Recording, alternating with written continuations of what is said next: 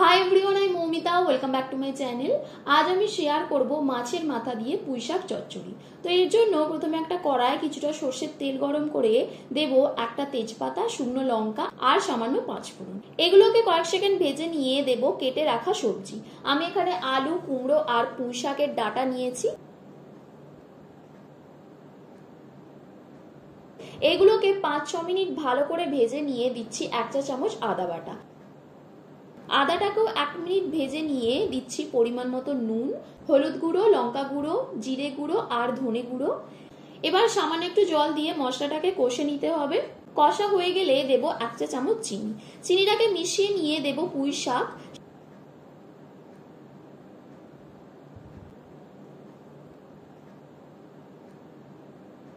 শাকটাকে ভালো করে সবজির সাথে মিশিয়ে নিয়ে দেব 1 কাপ জল। এরপর দেব 2টো কাঁচা লঙ্কা,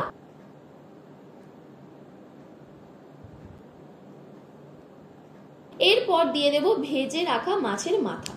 মাছের মাথাটাকে ভালো করে মিশিয়ে নিয়ে ঢাকা দিয়ে লো হিটে 10 মিনিট সবজিগুলোকে সিদ্ধ করে নেব। 10 মিনিট পর জলটা অনেকটা শুকিয়ে এসেছে, সবজিগুলোও ভালোভাবে সিদ্ধ হয়ে গেছে। এবার দেব 1 চা চামচ ভাজা মশলা। ভাজা মশলাটাকে ভালো করে মিশিয়ে নিলেই তৈরি মাছের মাথা দিয়ে পুঁই শাক চচ্চড়ি। তো রেসিপিটা ভালো লাগলে ভিডিওটিকে লাইক ও শেয়ার করে দিও। তোমরা কমেন্ট করে জানিও আর কি কি রেসিপি চাও, আর চ্যানেলটিকেও সাবস্ক্রাইব করে দিও।